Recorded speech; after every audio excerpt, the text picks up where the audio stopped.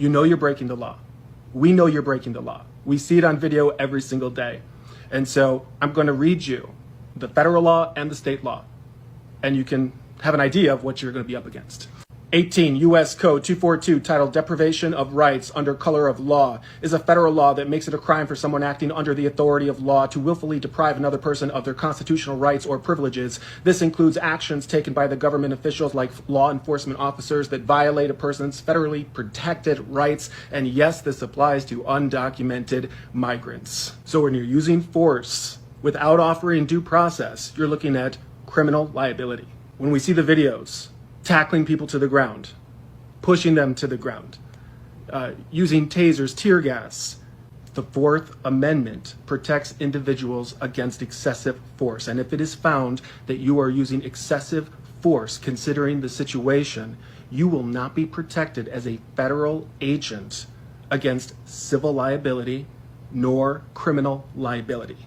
And it does not matter your intent. It doesn't matter if your superior said it's okay or instructed you to do that. You are individually responsible and liable. 18 U.S.C. 1385 generally prohibits the use of Army, Navy, Marine Corps, Air Force, and Space Force to execute the laws of the United States unless expressly authorized by the Constitution or an act of Congress. Violations of this act can result in fines and/or imprisonment. And as you remember, Congress has not voted on this. Everything has been done via executive order. That's why it's so important that if you're ICE, law enforcement, the National Guard, the military, that you know the law inside and out. Because if you get an order from Tom Homan, from Kristi Noem, from Donald Trump even, that's unconstitutional, that's illegal, and you carry it out, you could personally on the hook, both civilly and criminally.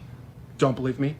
Look at Rudy Giuliani, Michael Cohen, Michael Flynn, Paul Manafort, Roger Stone, all ended up in prison. You think he cares about you? You think he cares whether or not you go to jail or not? You think he cares whether or not you and your family end up being sued civilly? Ordinarily, law enforcement agents would be protected against civil liability.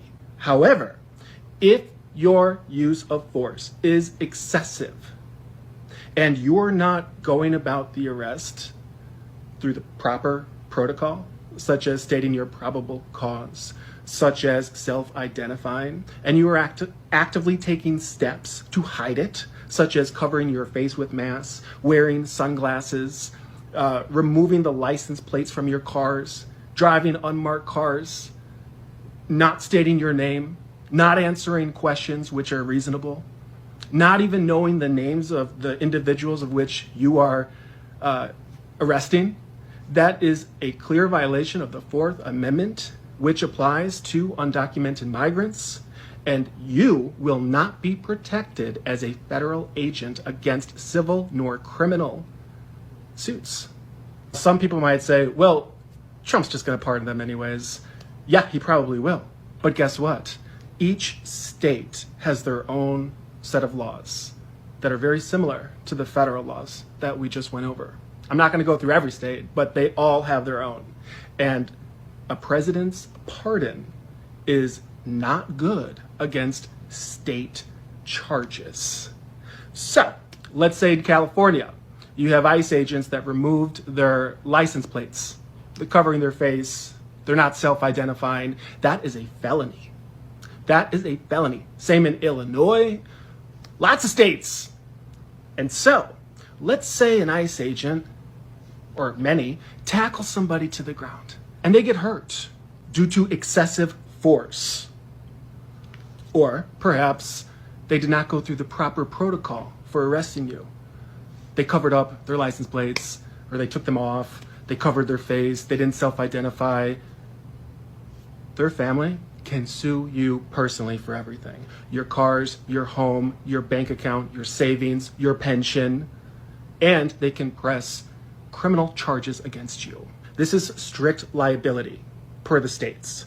Again, regardless of your intent, it doesn't matter if you said Tom Homan told me, Donald Trump told me, Pam Bondi, Kristi Noem told me. It does not matter. If you're breaking the state law, you personally are responsible, both criminally liable and civilly liable. You have to follow the law.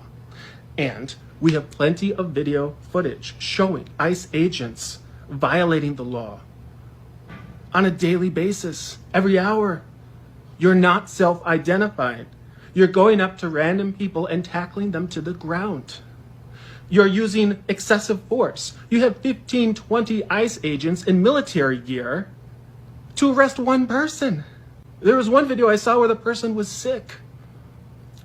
She was sick. It was a petite, old woman. And there's 3 guys tackling her to the ground.